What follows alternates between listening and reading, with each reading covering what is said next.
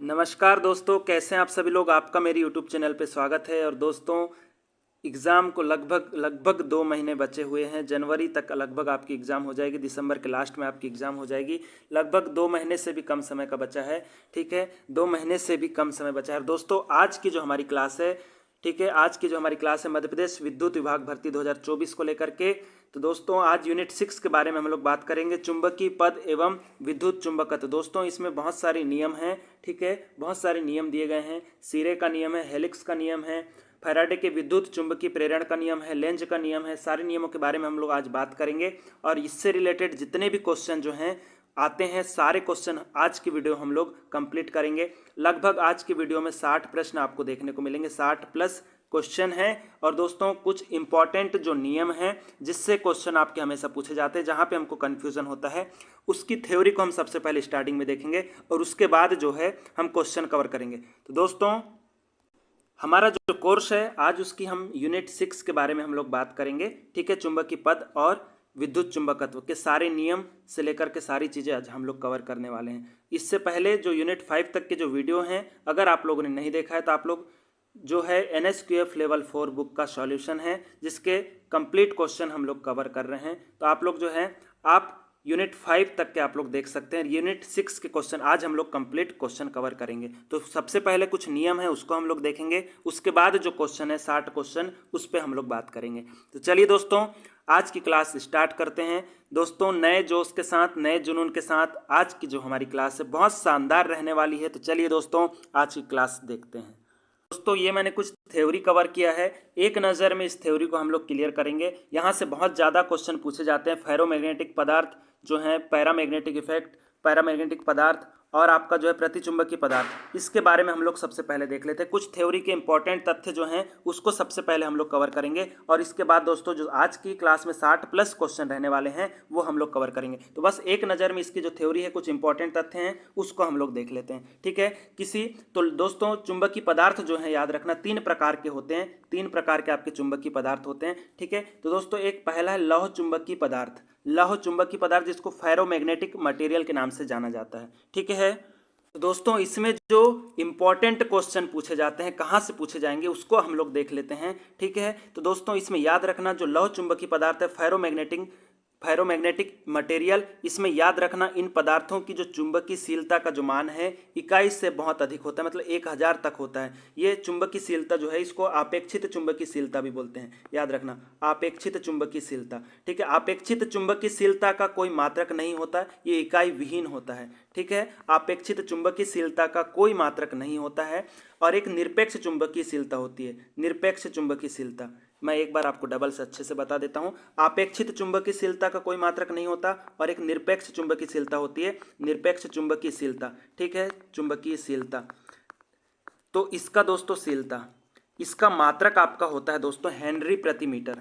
Henry प्रति metre, Henry प्रति metre इसका मात्रक होता है। याद रखना, हेनरी प्रति मीटर। ठीक है, निरपेक्ष चुंबकीयशीलता का मात्रक होता है, अपेक्षित चुंबकीयशीलता का कोई मात्रक नहीं होता। ठीक है, बस इसमें एक क्वेश्चन यहां से आपका बनेगा, इन पदार्थों की चुंबकीयशीलता इकाई से कुछ अधिक होती है, जो 1000 तक होती है। ठीक है, और इसमें जो है कौन कौन से पदार्थ पूछे जाते हैं, तो फेरोमैग्नेटिक मटेरियल में आपका लोहा, इस्पात, निखिल, कोबाल्ट आदि आ जाएगा। यहाँ पे भी आपको कोई दिक्कत नहीं रहने वाली। अगला है दोस्तों अनुचुंबकीय पदार्थ। अनुचुंबकीय पदार्थ में क्या पूछा जाता है वो मैं आपको बता देता हूँ। ठीक है दोस्तों, आपके जो अनुचुंबकीय पदार्थ हैं जिन्हें पैरामैग्नेटिक मटेरियल कहा जाता है, इसमें याद रखना जो चुंबकीयशीलता का जो मान होता है वो 1 से कुछ अधिक होता है। बस ये लिखा हुआ है। ठीक है, बहुत ज़्यादा इंपॉर्टेंट है ये लाइन, 1 से कुछ अधिक होता है। बहुत बार क्वेश्चन यहाँ से आए, इसलिए मैंने इसको कवर किया। दोस्तों, अनुचुंबकीय पदार्थ कौन कौन से होते हैं? दोस्तों, तांबा होता है, एल्यूमिनियम होता है।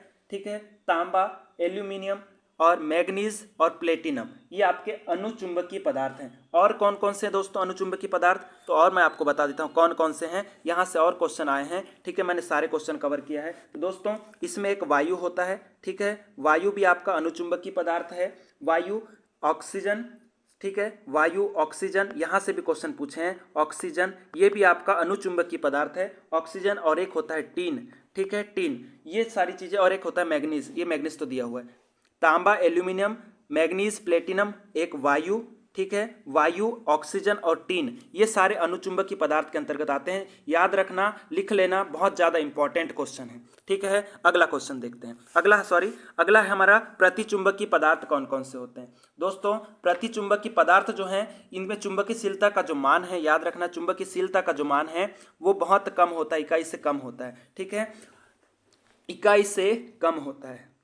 बिस्मथ है, एंटीमनी है और पीतल है। इसमें तीन चीजें आ जाएगी, बिस्मथ, एंटीमनी और पीतल, बहुत ज्यादा इंपॉर्टेंट है। ठीक है, और इसमें दोस्तों और एक चीज पूछ लेता है। ठीक है, आपका जो पानी है दोस्तों, पानी जैसे उसमें हवा आई थी, वायु आई थी, इसमें वायु थी और इसमें दोस्तों पानी आ जाता है। क्या आपका पानी, नॉर्मल जो पानी है वो आपका आ जाएगा, नमक आ जाएगा, नमक आ जाएगा। ठीक है, पानी, नमक, लकड़ी खास करके यहाँ से क्वेश्चन पूछे गए हैं, बहुत ज़्यादा इंपॉर्टेंट है, इसको याद रखना। ठीक है, आपका इसमें पारा भी आ जाता है दोस्तों, पारा, नमक है, पानी है, लकड़ी है, पारा है, ये सारे आपके प्रतिचुंबकीय पदार्थ हैं जिनकी चुंबकीयशीलता का जो मान है इकाई से कम होता है। मतलब इकाई से कम मतलब एक से कम होता है, एक से कम होता है, कोई दिक्कत नहीं है। अगला देखते हैं। तो दोस्तों हमारे अब कुछ नियम हैं, मैक्सवेल का कार्क पेंच नियम के बारे में हम लोग जल्दी जल्दी से देख लेते हैं। दोस्तों मैक्सवेल का कार्क पेंच नियम है जो आपकी चुंबकीय बल रेखाओं की दिशा हम इससे ज्ञात कर सकते हैं। दोस्तों कार्क पेंच को, नुकीला जो भाग है कार्क पेंच का नुकीला भाग, इस प्रकार उसको घुमाया जाता है कि ये जो आपकी धारा की दिशा को बताएगा। कार्क पेंच का नुकीला भाग, यहाँ से क्वेश्चन पूछे गए, कार्क पेंच का नुकीला भाग धारा की दिशा को बताएगा और ये जो है चुंबकीय क्षेत्र की दिशा को बताएगा। ठीक है, अगला नियम है दोस्त हेलिक्स का नियम। हेलिक्स का नियम से एक क्वेश्चन आपका पूछा जाता है, दाएं हाथ की मुट्ठी से इसको पकड़ना है। ठीक है, किसी भी सोलेनाइट को, ये आपका सोलेनाइट है, किसी भी सोलेनाइट को दाएं हाथ की मुट्ठी से पकड़ना है। और दोस्तों याद रखना, इसमें जो है धारा की जो दिशा है, ठीक है, सोलेनाइट में प्रवाहित धारा की दिशा और अंगूठा जो है सोलेनाइट में उत्तरी ध्रुव को प्रदर्शित करता है। दोस्तों ये आप देख सकते हैं, इससे जो है हम किसी भी चुंबक का, याद रखना बहुत इंपॉर्टेंट है, किसी भी चुंबक का उत्तरी ध्रुव ज्ञात करते हैं, उत्तरी ध्रुव ज्ञात करते हैं। नियम को एक एक बार देख लेंगे बस, बहुत ज़्यादा इंपॉर्टेंट है। उत्तरी ध्रुव ज्ञात करने के लिए किस नियम का प्रयोग किया जाएगा, तो हेलिक्स का नियम प्रयोग करेंगे। उत्तरी ध्रुव ज्ञात करने के लिए, किसी भी चुंबक में उत्तरी ध्रुव ज्ञात करने के लिए हेलिक्स का नियम आप लोग प्रयोग करेंगे। ठीक है, सिरे का नियम एक है आपका, सिरे का नियम। तो इसमें दोस्तों उत्तरी ध्रुव और दक्षिणी ध्रुव दोनों की जो दिशा है या दोनों जो है हम ज्ञात कर सकते हैं, उत्तरी ध्रुव भी ज्ञात कर सकते हैं और दक्षिणी ध्रुव भी ज्ञात कर सकते हैं सिरे के नियम से। ठीक है, इंड रूल भी कहा जाता है इसे, इंड रूल भी कहा जाता है, ये आपका दिया हुआ है। ठीक है, सिरे का नियम जिसमें आप उत्तरी ध्रुव और दक्षिणी ध्रुव दोनों, नॉर्थ और साउथ दोनों ज्ञात कर सकते हैं। ठीक है, अगला जो है हमारा बहुत ज़्यादा इंपॉर्टेंट है, फैराडे के विद्युत चुंबकीय प्रेरण का नियम। दोस्तों फैराडे का विद्युत चुंबकीय प्रेरण का नियम जो है आपका पहला नियम है। पहला नियम क्या कहता है, इसको समझ लेते हैं। पहला नियम दोस्तों ये कहता है कि किसी भी चुंबकीय क्षेत्र में, NS ये दो पोल हैं, किसी भी चुंबकीय क्षेत्र में किसी कॉइल को घुमाने पर, दोस्तों याद रखना, किसी स्थिर चुंबकीय क्षेत्र हो, किसी कॉइल को घुमाने पर, किसी कॉइल, यहाँ पे एक कॉइल बना देते हैं। ठीक है, एक कॉइल है ये, इस कॉइल को जब आप सप्लाई दे करके, प्लस माइनस सप्लाई दे करके आप जब घुमाएंगे एक चुंबकीय क्षेत्र में, तो यहाँ पे EMF उत्पन्न होती है, EMF उत्पन्न होती है। और ये EMF तभी तक विद्यमान रहती है जब तक के किसी मूवमेंट होना चाहिए चालक में या आपका चुंबकीय क्षेत्र में। तो हम यहाँ पे एक जो कॉइल है हम उसमें मूवमेंट करा रहे हैं, तब जाके आपकी EMF उत्पन्न होगी। ये कैसे उत्पन्न होगी दोस्तों, ये जो फ्लक्स है, ये जो चुंबकीय बल रेखाएं हैं, ये इसको क्या करेगा, ये जो आपका एक कॉइल है,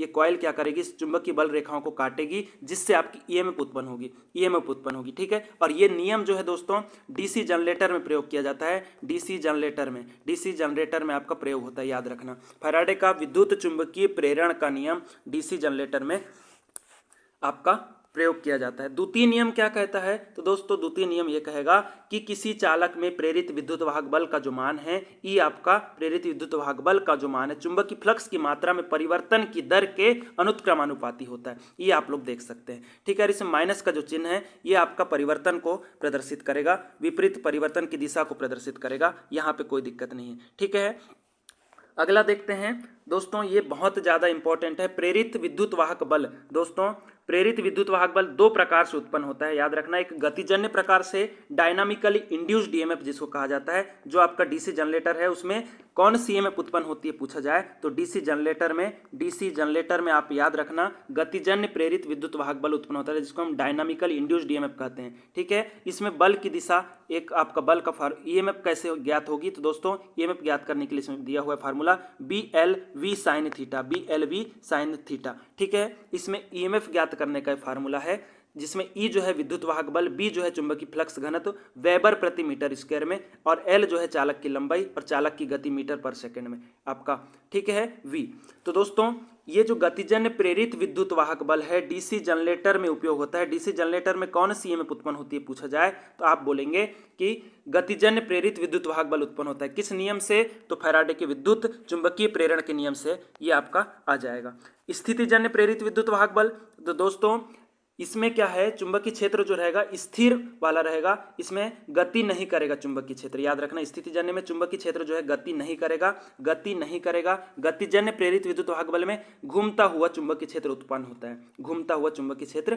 होता है, और इसमें जो चुंबकीय क्षेत्र है आपका ये जो है स्थिर रहेगा। इसमें दो प्रकार से चुंबकीय क्षेत्र हम उत्पन्न कर सकते हैं। विद्युत वाहक बल दो प्रकार से उत्पन्न किया जा सकता है, एक स्वप्रेरित विद्युत वाहक बल, ठीक है ध्यान देना, ये आपका पहला है स्वप्रेरित विद्युत वाहक बल, दूसरा अनोन्य प्रेरित विद्युत वाहक बल। तो दोस्तों याद रखना, इसमें बहुत ज्यादा इंपॉर्टेंट क्वेश्चन की बात की जाए तो सेल्फ इंड्यूस्ड ईएमएफ जो है कहाँ पे प्रयोग होगा, तो दोस्तों आपने ऑटो ट्रांसफार्मर सुना होगा, ऑटो एक्समर बोल सकते हैं, ऑटो ट्रांसफार्मर बोल सकते हैं। तो दोस्तों ऑटो ट्रांसफार्मर में सेल्फ इंड्यूस्ड ईएमएफ ही प्रयोग होती है। याद रखना ऑटो ट्रांसफार्मर किस सिद्धांत पे कार्य करता है पूछा जाए तो सेल्फ इंडक्टेंस के सिद्धांत पे, सेल्फ इंडक्शन के सिद्धांत पे कार्य करता है, जिसमें सेल्फ इंड्यूस्ड ईएमएफ उत्पन्न होती है। कैसे होती है दोस्तों, इसको एक बार देख लेना। इसके बाद जो है 60+ क्वेश्चन हम कवर करेंगे, 60+ क्वेश्चन आज हम लोग कवर करेंगे इसी यूनिट के। ठीक है, ये आपका दिया हुआ है किसी कॉइल में, जब ध्यान देना क्या होता है नियम, एक बार ध्यान देना। स्वप्रेरित विद्युत वाहक बल का जो नियम है दोस्तों, पहले क्या होता है इसमें, किसी भी कॉइल में दोस्तों उसके आसपास एक चुंबकीय क्षेत्र उत्पन्न होता है। ये देखो पहले एक कॉइल है, ध्यान देना, इसमें आसपास एक चुंबकीय क्षेत्र उत्पन्न हुआ है। जैसे इसको ले लीजिए आप, पहला इसको ले लीजिए, एक चुंबकीय क्षेत्र उत्पन्न हुआ है। ठीक है, फिर क्या होता है जब इसको सप्लाई देते हैं किसी कॉइल को तो उसमें एक चुंबकीय क्षेत्र उत्पन्न होता है। किसी कॉइल को जब हम सप्लाई देते हैं तो उसमें एक चुंबकीय क्षेत्र स्थापित होता है। इसका नियम बता रहा हूं मैं।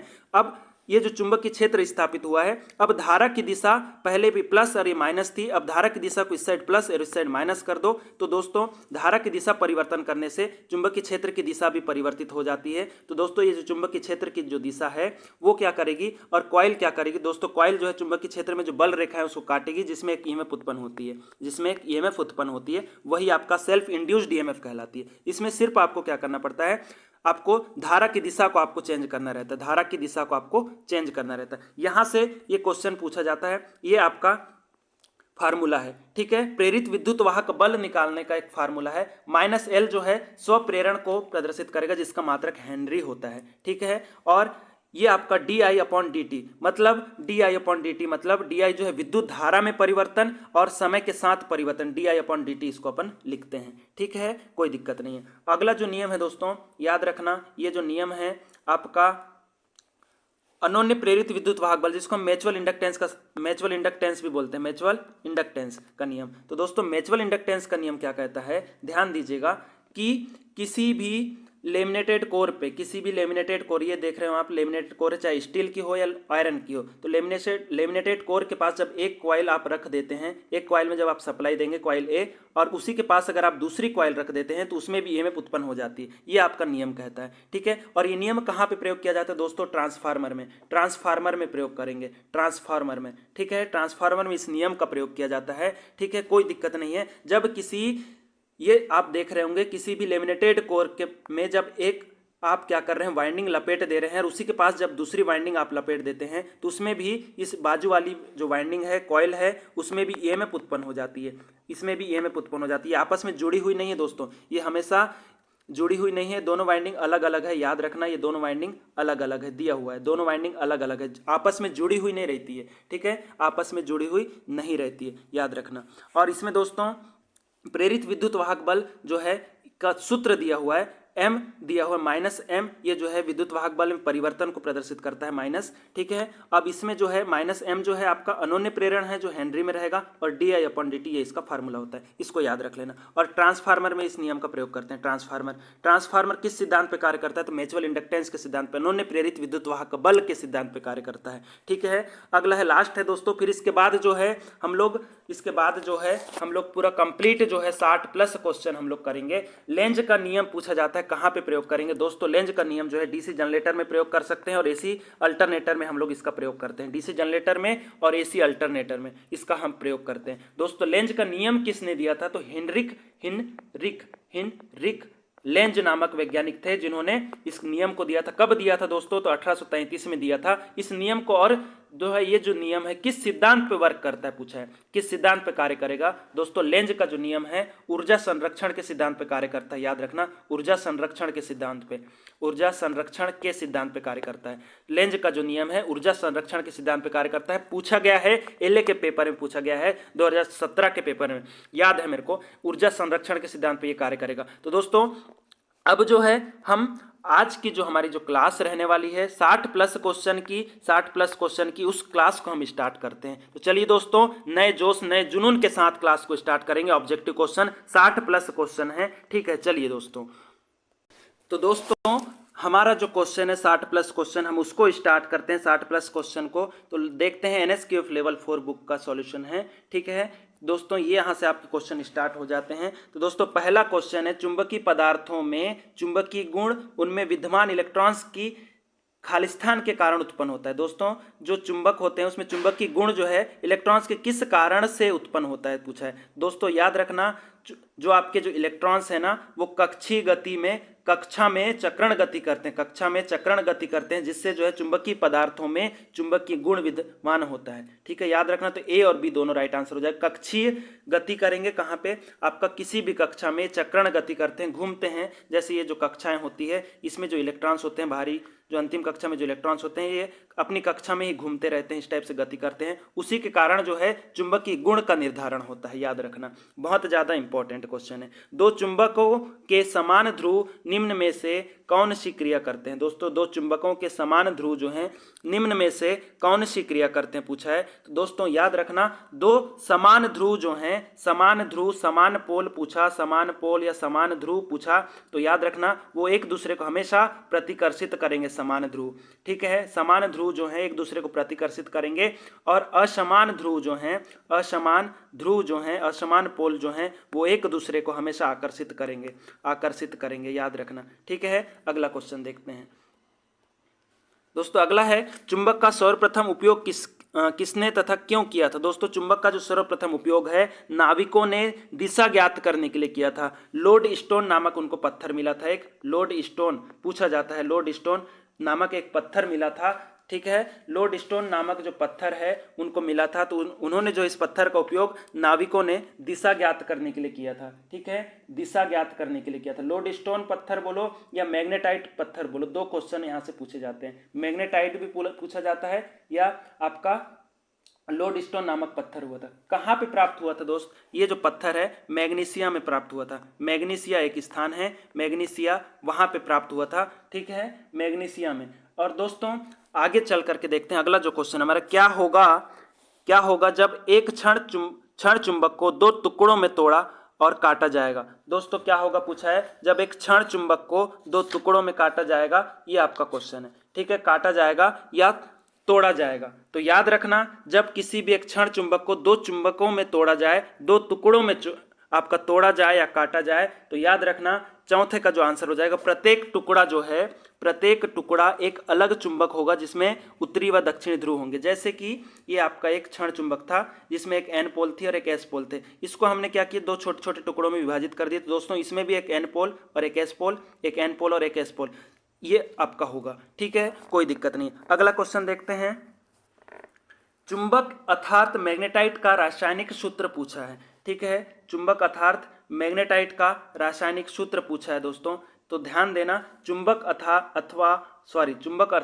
मैग्नेटाइट का रासायनिक सूत्र क्या होता है दोस्तों? जो 5 वाला जो क्वेश्चन है, ठीक है, उसका आपका याद रखना, ये जो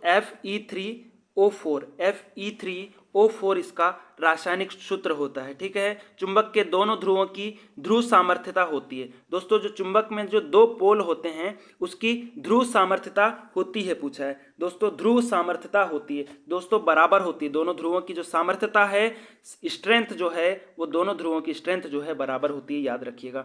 दोनों ध्रुवों की स्ट्रेंथ जो है, सामर्थ्य जो है, वो बराबर होती है, याद रखिएगा। चुंबकीय बल रेखाएं जो है, हमेशा चुंबकीय बल रेखाएं जो है आपकी एक दूसरे को कभी नहीं काटती है। ठीक है, चुंबकीय बल रेखाएं एक दूसरे को कभी नहीं काटती। आपको अगर पीडीएफ चाहिए दोस्त, आपको अगर इस यूनिट की पीडीएफ अगर आपको चाहिए तो आप जो है नीचे मैं डिस्क्रिप्शन में व्हाट्सएप ग्रुप की लिंक दे दूंगा, ग्रुप में आप जुड़ जाना, आपको वहां पे पीडीएफ फ्री में अवेलेबल हो जाएगी, कोई चार्जेस नहीं है। हमारी क्लास भी दोस्तों फ्री चल रही है। ठीक है, अगला क्वेश्चन देखते हैं। विशिष्ट रिलक्टेंस निम्न में से किस परिपथ में उपस्थित होता है? जो है विशिष्ट रिलक्टेंस जो है निम्न में से किस परिपथ में उपस्थित होता है? दोस्तों विशिष्ट रिलक्टेंस जो है ना, याद रखना, विशिष्ट रिलक्टेंस जो है हमेशा चुंबकीय परिपथ में लागू होगा। रिलक्टेंस की बात करें तो चुंबकीय परिपथ में लागू होता है। ठीक है, अगला क्वेश्चन देखते हैं। किसी चुंबक की प्रति इकाई क्षेत्र ध्रुव शक्ति उसकी चुंबकन तीव्रता कहलाती है। ठीक है, चुंबकन तीव्रता कहलाती है, जिसका एसआई मात्रक पूछा है। कुल मिला के जो चुंबकन तीव्रता है उसका एसआई मात्रक क्या होगा, ये आपको बताना है। दोस्तों जो इसका एसआई मात्रक होता है चुंबकन तीव्रता का, ध्यान देना, चुंबकन तीव्रता का जो एसआई मात्रक होता है वेबर प्रति मीटर स्क्वायर, वेबर प्रति मीटर स्क्वायर इसका आपका मात्रक होगा। ठीक है, अगला क्वेश्चन देखते हैं। एक टेस्ला बराबर क्या कितना होता है? दोस्तों एक टेस्ला बराबर कितना होता है पूछा है। सबसे पहले मैं आपको बता दूं, ये जो टेस्ला है दोस्तों, ये आपकी फ्लक्स घनत्व की इकाई, फ्लक्स डेंसिटी या फ्लक्स घनत्व की इकाई टेस्ला होती है। याद रखना, फ्लक्स घनत्व की जो एसआई इकाई है वो टेस्ला होती है। और एक टेस्ला बराबर कितना होता है अगर पूछा जाए तो 1 वेबर प्रति मीटर स्क्वायर, 1 वेबर प्रति मीटर स्क्वायर, ये 1 टेस्ला बराबर होता है। ठीक है, 1 वेबर प्रति मीटर स्क्वायर। ठीक है, अब फ्लक्स घनत्व की बात करें, फ्लक्स घनत्व का एसआई इकाई टेस्ला होती है। सीजीएस मात्रक क्या होता है दोस्तों? फ्लक्स घनत्व का सीजीएस मात्रक जो है आपका गॉस होता है, याद रखना, गॉस। ठीक है, सीजीएस मात्रक आपका फ्लक्स घनत्व का। रिलक्टेंस का मात्रक क्या है पूछा है। रिलक्टेंस का जो मात्रक है दोस्तों एम्पियर टर्न प्रति वेबर, रिलक्टेंस का मात्रक होता है एम्पियर टर्न प्रति वेबर, याद रखिएगा, एम्पियर टर्न प्रति वेबर। बहुत ज्यादा क्वेश्चन यहां से पूछे जाते हैं। ठीक है, विद्युत परिपथ में प्रतिरोध चुंबकीय परिपथ में खाली स्थान के सदस्य होता है। मतलब विद्युत परिपथ में जो प्रतिरोध है वैसी चुंबकीय परिपथ में क्या होगा पूछा है। ठीक है, चुंबकीय परिपथ में क्या होगा आपका क्वेश्चन पूछा है। दोस्तों चुंबकीय परिपथ में रिलक्टेंस होता है जो आपके फ्लक्स के मार्ग में बाधा उत्पन्न करेगा, फ्लक्स के मार्ग में बाधा उत्पन्न करेगा रिलक्टेंस। और प्रतिरोध जो है विद्युत धारा के मार्ग में बाधा उत्पन्न करता है, याद रखना। टेस्ला खालिस्तान का मात्रक, दोस्तों मैंने अभी आपको बताया टेस्ला जो है फ्लक्स घनत्व का मात्रक है। ठीक है, अगला क्वेश्चन देखते हैं। अगला है हमारा कौन सा चुंबकीय पद धारा के विद्युतीय पद के सदस्य पूछा है, सदृश्य है। कौन सा चुंबकीय पद धारा के विद्युतीय पद के सदृश्य है पूछा है। 14वां क्वेश्चन है, तो ध्यान देना, ये जो आपका फ्लक्स जो है दोस्तों, जैसे चुंबकीय पद में धारा होती है, जैसे आपके विद्युत धारा जो होती है उसमें आप देखते होंगे इलेक्ट्रॉन्स, विद्युत धारा जो होती है उसमें इलेक्ट्रॉन्स आपकी गति करेंगे, वैसे चुंबकीय पद जो है उसमें फ्लक्स गति करते हैं। ठीक है, फ्लक्स। अगला क्वेश्चन देखते हैं। अगला है परमिबिलिटी का मात्रक क्या है। परमिबिलिटी का मात्रक पूछा है दोस्तों, 15वां क्वेश्चन है। परमिबिलिटी का जो मात्रक होता है, ठीक है, यहां से तो कोई इसका, एक मिनट, परमिबिलिटी, ठीक है, तो इसको देख लेते हैं। तो दोस्तों ये जो परमिबिलिटी का जो मात्रक है यहाँ पे तो आपका दिया नहीं है, तो इसका जो मात्रक होता है मैंने अभी आपको बताया था कि जो परमिबिलिटी को हम चुंबकीयशीलता बोलते हैं, चुंबकीयशीलता इसको कहा जाता है। तो चुंबकीयशीलता जो है दो प्रकार से होती है, एक आपेक्षित चुंबकीयशीलता, तो आपेक्षित चुंबकीयशीलता का कोई मात्रक नहीं होता, और एक निरपेक्ष चुंबकीयशीलता होती है, निरपेक्ष चुंबकीयशीलता। दोस्तों निरपेक्ष चुंबकीयशीलता का जो मात्रक होता है हेनरी प्रति मीटर होता है, हेनरी प्रति मीटर। ठीक है, याद रखना। अगला क्वेश्चन देखते हैं।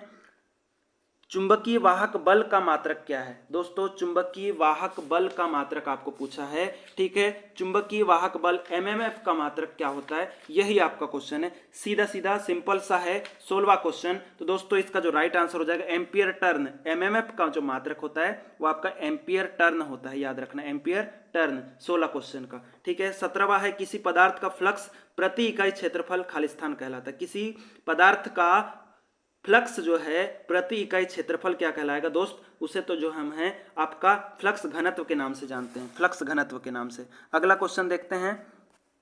अगला क्वेश्चन है दोस्तों, चुंबक के फ्लक्स घनत्व का अंतर्राष्ट्रीय मात्रक क्या है? चुंबक के फ्लक्स घनत्व का, दोस्तों फ्लक्स घनत्व का अंतर्राष्ट्रीय मात्रक पूछा है। 18 क्वेश्चन। दोस्तों मैंने अभी आपको बताया था टेस्ला, जिसका ऐसा ही मात्रक होता है चुंबकीय फ्लक्स का। चुंबकीय फ्लक्स घनत्व का एसआई मात्रक अगर पूछा जाए तो आपका टेस्ला होता है। और सीजीएस मात्रक गॉस होता है, गॉस, ठीक है। सीजीएस मात्रक आपका गॉस हो जाएगा, कोई दिक्कत नहीं है। अगला क्वेश्चन देखते हैं। चुंबकीय धातुओं में चुंबकन बल से इंडक्शन फ्लक्स घनत्व के पिछड़ जाने के गुण को खालिस्तान कहा जाता है, ठीक है। दोस्तों हम उसे चुंबकीय हिस्टैरिसीस कहते हैं, याद रखना। चुंबकन बल से जो इंडक्शन फ्लक्स घनत्व के पिछड़ जाने का जो गुण है उसे चुंबकीय हिस्टैरिसीस कहा जाता है, चुंबकीय हिस्टैरिसीस। अगला क्वेश्चन है, किसी चुंबकीय पदार्थ की चुंबकत्व ग्रहण करने की योग्यता जो है खालिस्तान कहलाती है, पूछा है। दोस्तों किसी चुंबकीय पदार्थ की चुंबकत्व ग्रहण करने की जो योग्यता है वो याद रखना, बार बार बोलूंगा, बस एक चीज याद रख लेना, इसमें रिटेंटिविटी इसे कहते हैं, हम रिटेंटिविटी कहते हैं, ठीक है। धारण क्षमता, रिटेंटिविटी के नाम से हम लोग जानते हैं, ठीक है। अगला क्वेश्चन है हमारा, हिस्टैरिसीस हानियां कम करने के लिए प्रयोग किया जाता है। दोस्तों हिस्टैरिसीस हानि कम करने के लिए सिलिकॉन स्टील की कोर हम लोग प्रयोग करेंगे, सिलिकॉन स्टील की कोर यूज करेंगे, सिलिकॉन स्टील की कोर। हिस्टैरिसीस हानियों को कम करने के लिए सिलिकॉन स्टील की कोर यूज करते हैं। और एक एडी करंट लॉस होता है, तो एडी करंट लॉस को कम करने के लिए लेमिनेटेड कोर का यूज किया जाता है, लेमिनेटेड कोर का यूज किया जाता है, ठीक है। मृदु फेराइट्स का हिस्टैरिसीस लूप लगभग होता है, ठीक है। दोस्तों इसका जो लूप होता है वर्गाकार होता है मृदु फेराइट्स का, ठीक है, याद रखना। अगला है हमारा, किस प्रकार का विद्युत धारा प्रवाह उत्पन्न होगा जब धारा घुमावदार तरीके से लपेटे हुए तार में प्रवाहित होगी, पूछा है। किस प्रकार का विद्युत धारा प्रवाह उत्पन्न होगा जब धारा घुमावदार तरीके से लपेटे हुए तार में प्रवाहित होगी, पूछा है, ठीक है। तो दोस्तों 23वां जो क्वेश्चन है उसका राइट आंसर हो जाएगा चुंबकीय प्रभाव के कारण, ठीक है। चुंबकीय प्रभाव के कारण उसमें आपका राइट आंसर हो जाएगा। अगला क्वेश्चन देखते हैं। चित्र में प्रदर्शित चुंबकीय क्षेत्र की दिशा क्या होगी जब दोनों तारों में धारा विपरीत दिशा में प्रवाहित हो रही है, पूछा है। दोस्तों ये जो दो चित्र दिए गए हैं, ठीक है, इसमें दोनों तारों में विपरीत दिशाओं में धारा प्रवाहित हो रही है, ठीक है। चुंबकीय क्षेत्र की दिशा क्या होगी, पूछा है। चुंबकीय क्षेत्र की दिशा क्या होगी आपका, पूछा है। तो दोस्तों जब धारा विपरीत दिशा में हो रही है तो जो चुंबकीय क्षेत्र है वो भी विपरीत दिशा में होगा, याद रखना, विपरीत दिशा में होगा, कोई दिक्कत नहीं है। अगला क्वेश्चन देखते हैं। निम्न में से कौन सा पदार्थ कठोर चुंबकीय पदार्थों से संबंधित नहीं है, ठीक है। निम्न में से कौन सा पदार्थ है जो कठोर चुंबकीय पदार्थों से संबंधित नहीं है, पूछा है। कठोर चुंबकीय पदार्थों से संबंधित नहीं है, 25वां क्वेश्चन, ठीक है। तो दोस्तों याद रखना, निखिल और लोहा जो है आपका कठोर चुंबकीय पदार्थों से संबंधित नहीं, क्रोम इस्पात, कार्बन इस्पात, ये सारे आपके आ जाएंगे, ठीक है। अगला क्वेश्चन देखते हैं। निम्न में से कठोर चुंबकीय पदार्थ का अनुप्रयोग है। दोस्तों निम्न में से कठोर चुंबकीय पदार्थ का अनुप्रयोग है, पूछा है। दोस्तों जो चुंबकीय पदार्थ है कठोर वाले, उनका प्रयोग जो है टेलीविजन में भी करते हैं। Television tube, transducer, audio speaker, ये सभी में इसका प्रयोग किया जाता है, याद रखना, कठोर चुंबकीय पदार्थ का, ठीक है। निम्न में से कौन सा पदार्थ कृत्रिम चुंबक बनाने के लिए उपयुक्त नहीं है, पूछा है। कौन सा पदार्थ कृत्रिम चुंबक बनाने के लिए उपयुक्त नहीं है, पूछा है दोस्तों, ठीक है। तो याद रखना 27वां जो क्वेश्चन है, नर्म लोहा। कृत्रिम चुंबक बनाने की जो विधियां होती है, ठीक है, उसमें हम विद्युत सप्लाई देके कृत्रिम चुंबक बनाते हैं, जिसे हम विद्युत चुंबक के नाम से जानते हैं। तो नर्म लोहा का जो है विद्युत चुंबक उतना अच्छे से नहीं बन पाएगा। कोबाल्ट, स्टील, एल्निको, ठीक है, लोहा, कोबाल्ट और स्टील का चुंबक जो है अच्छा बनता है, याद रखना, ठीक है। अगला है, मोटर्स तथा जनित्रों में निम्न में से कौन सा चुंबक प्रयोग किया जाता है। मोटर्स तथा जनित्रों में दोस्तों याद रखना, मोटर और जनरेटर में कौन सा चुंबक प्रयोग किया जाएगा, पूछा है। तो दोस्तों हम इसमें जो है आपका अस्थायी चुंबक जो होता है, ठीक है, मोटर और जनरेटरों में अस्थायी चुंबक जो होता है वो हम प्रयोग करते हैं, जिसे हम कृत्रिम चुंबक के नाम से भी जान सकते हैं, जिसे हम विद्युत चुंबक भी कहते हैं, विद्युत चुंबक भी कहते हैं, ठीक है। अस्थायी चुंबक को याद रखना, विद्युत चुंबक भी कहा जाता है। अगला क्वेश्चन देखते हैं, 29वां क्वेश्चन है, नीचे चुंबक के संदर्भ में दो कथन दिए गए हैं। नीचे जो चुंबक है उसके संदर्भ में दो क्वेश्चन दिए गए हैं, तो ध्यान देना। कृत्रिम चुंबक दो प्रकार के होते हैं क्या? जी हाँ, कृत्रिम चुंबक दो प्रकार के होते हैं। इस्पात की छड़ को चुंबकीय प्रेरण के द्वारा चुंबक बनाया जाता है। हाँ, ये दोनों सही, मतलब कथन 1 और कथन 2 दोनों सत्य हैं। अगला क्वेश्चन है, जिस पदार्थ की धारण शक्ति उच्च होती है वह निम्न में से क्या बनाने के लिए उपयुक्त होगा? दोस्तों, जिन पदार्थों की धारण शक्ति उच्च होगी ना, तो उसका आप स्थायी चुंबक बनाने के लिए प्रयोग करेंगे। स्थायी चुंबक बनाने के लिए आप लोग उसका प्रयोग करते हैं। जिनकी धारण शक्ति रिटेंटिविटी धारण शक्ति उच्च होगी, उसका प्रयोग स्थायी चुंबक के लिए किया जाएगा। अगला क्वेश्चन देखते हैं, विद्युत युक्तियों में एक विद्युत चुंबक से सरलता से उत्पन्न फ्लक्स को परिवर्तित करने का सबसे आसान तरीका क्या है? पूछा है। विद्युत युक्तियों में एक विद्युत चुंबक से सरलता से उत्पन्न फ्लक्स को परिवर्तित करने का सबसे आसान तरीका क्या है? यही आपका क्वेश्चन है दोस्तों। उसका जो सबसे आसान तरीका है, उत्तेजित कुंडली में धारा का परिवर्तन। उत्तेजित कुंडली में एक्साइटेशन जो कॉइल है उसमें धारा का हम परिवर्तन कर देंगे, जिससे आपका जो है उत्पन्न फ्लक्स में परिवर्तन का सबसे आसान तरीका वही कहलाएगा, ठीक है। अगला क्वेश्चन है, निम्न में से कौन सी धातु अनुचुंबकीय पदार्थ के अंतर्गत आती है?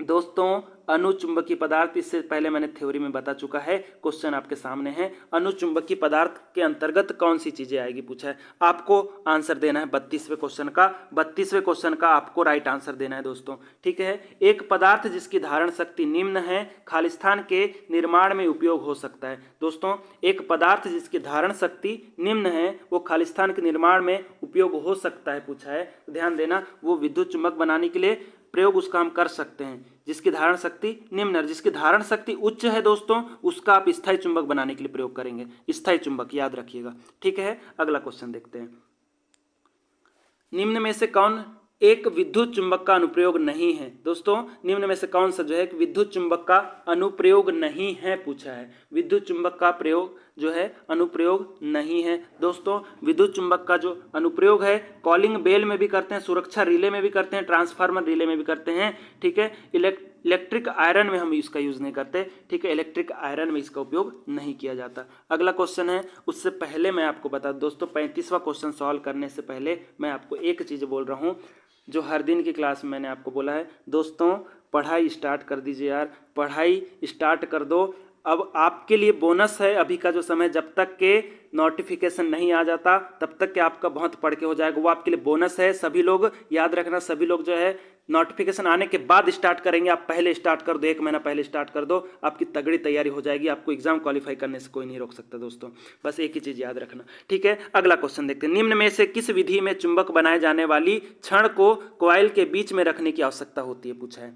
छड़ को कॉइल के बीच में रखने की आवश्यकता होती है, ठीक है। चुंबक बनाने की विधियां हैं, ठीक है, जिसमें आपका वैद्युतिक विधि में कॉइल को जो है छड़ के बीच में रखा जाता है वैद्युतिक विधि में। अगला क्वेश्चन देखते हैं, बिस्मथ एवं एंटीमनी डायमैग्नेटिक पदार्थ के उदाहरण हैं, इनकी चुंबकीयशीलता कितनी होती है? मतलब डायमैग्नेटिक इफेक्ट, मतलब सॉरी डायमैग्नेटिक पदार्थ जो है, डायमैग्नेटिक मटेरियल जो हैं उनकी चुंबकीयशीलता कितनी होती है पूछा है। मैंने आपको इससे पहले भी बताया दोस्तों, डायमैग्नेटिक जो मटेरियल है उसकी चुंबकीयशीलता आपकी 1 से कम होगी, याद रखना 1 से कम होगी। अगला क्वेश्चन देखते हैं,